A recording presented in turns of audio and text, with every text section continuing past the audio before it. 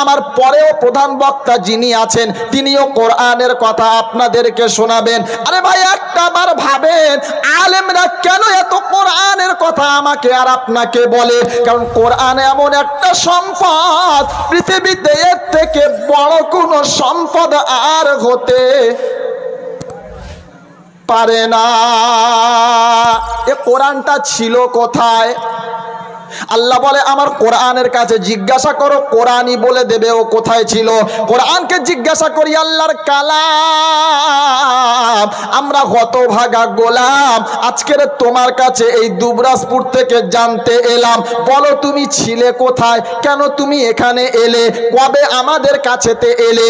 আল্লাহ পাক রব্বুল আলামিন শোনাচ্ছেন বাল হুয়া কুরআনুম মাজিদ ফি লাউহিম মাহফুজ। আমি বড় সম্মানীয় একটা কিতাব, আর আমার রব আমাকে রেখেছিল লাউহে মাহফুজ। জোরে বলেন সুবহানাল্লাহ। ও কোরআন, দুনিয়াতে তুমি কবে এলে এটা তো একবার বলো। আল্লাহ পাক রব্বুল আলামিন শোনাচ্ছে কোরআন তুমি বলে দাও শাহরু রমাদানাল্লাযী উনজিলা ফীহিল কোরআন। আল্লাহ পাকের কালাম শোনাচ্ছে বিশ্ব মানব তোমরা শুনে নাও, ঈমানওয়ালা বান্দা বান্দি মুসলমান তোমরা শুনে নাও, আমাকে আমার রব রমজান মাসে তোমাদের কাছে নাজিল করে দিয়েছে। জোরে বলেন। তাহলে ছিল লাউহে মাহফুজে বুঝলাম, এলো দুনিয়াতে রমজান মাসে এটা তো বুঝলাম, কিন্তু কোরআন এটা জানা হলো না রাতের বেলা এলে নাকি দিনের বেলা এলে এটা তো একবার বলো। কোরআন বলে বিসমিল্লাহ বলে আমাকে খোলো, ইন্না আনজালনাহু ফি লাইলাতিল কদর। নিশ্চয় আমি কোরআন আমাকে আমার আল্লাহ লাইলাতুল কদরের রাতে নাজিল করে দিয়েছে। জোরে বলেন।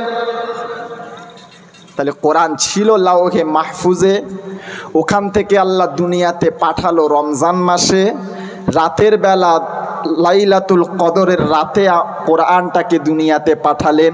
লাউহে মাহফুজে কোরআন ছিল, লাউহে মাহফুজের দাম বেড়ে গেল, রমজান মাসে কোরআন নাজিল হলো, রমজানের মর্তবা বেশি হয়ে গেল, এবং লাইলাতুল কদরের রাতে নাজিল হওয়ার কারণে লাইলাতুল কদরের রাতের দাম বেড়েছে না বাড়ে নাই? জোরে বলেন। বেড়েছে। আজকের এখানে কিছু কোরআনের পাখিকে পাগড়ি দেওয়া হয়েছে না হয় নাই? কথা বলেন না। হয়েছে। কেন হলো? ওদের সম্মান কমেছে না বেড়েছে?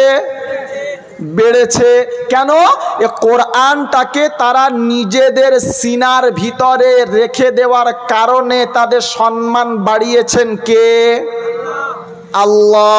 আপনারা এখানে এসেছেন, আজকের আপনাদের বিষয় সময় নাই আর আপনাদেরকে কি শোনাবো ঠিক বুঝতে পারছি না। তাই আপনারা যে আজকের এখানে এসেছেন এ বিষয়ে আপনাদেরকে দুটো কথা বলি শোনেন। আজকের আমরা যে মাদ্রাসা এলাকার মানুষ, আজকে আমাদের এলাকাতে একটা মাদ্রাসা আছে, আর এই মাদ্রাসা থেকে ওই বাইরের ছাত্ররা, বাইরের ছেলেরা এসে আমাদের কাছে থেকে, আমাদের কাছে খেয়ে, আমাদের সম্পদগুলো তারা নিয়ে আজকের তারা এখান থেকে মাথায় পাগড়ি পরে তারা বাড়ি চলে যাচ্ছে। তাহলে কোরআন ওয়ালা হওয়ার কারণে ও তো বেহিসাব জান্নাতি হলো। আমরা কি পেলাম একবার বলো? কি পেলাম? আমার সোনার বন্ধু আল্লাহওয়ালা ভাইয়েরা এইবারে জিজ্ঞাসা করেন আল্লাহ রসুল সাল্লাল্লাহু আলাইহি ওয়াসাল্লামকে, ইয়া রাসূলুল্লাহ, ইয়া হাবিবাল্লাহ, আমরা তাদেরকে দেখাশোনা করলাম, আমরা তাদেরকে দেখলাম, আমরা তাদেরকে অর্থ দিলাম, আমরা তাদেরকে শ্রম দিলাম, আমরা তাদেরকে সম্মান দিলাম, আমরা তাদেরকে রিজিক দিলাম, আমরা তাদেরকে সব দিলাম, তারা আজকের সম্মান নিয়ে নিল, তাহলে আমরা কি পেলাম? আল্লাহ রসুল সাল্লাল্লাহু আলাইহি ওয়াসাল্লাম বলেন, ইউকালু লিসাহিবিল কুরআন اقرأ وارتقي ورتل كما كنت ترتل في الدنيا فإن منزل عند آخر آية تقرأها বিশ্বের মুসলমান একবার শুনে নাও আল্লাহর নবী সাল্লাল্লাহু আলাইহি ওয়াসাল্লাম বলেন ইয়াকরাউল কুরআনা ফাইন্নাহু শাফিউন ইয়াউমাল কিয়ামা আয় বিশ্ব মানব তোমরা শুনে নাও আয় মুসলমান তোমরা শুনে নাও আয় ঈমানওয়ালা তোমরা শুনে নাও কারণ কোরআনওয়ালা যারা হয়েছে ওর কাছে কোরআন থাকার কারণে ওই কোরআন কিয়ামতের দিন তোমার জন্য সুপারিশ করে দেবে। জোরে বলেন সুবহানাল্লাহ।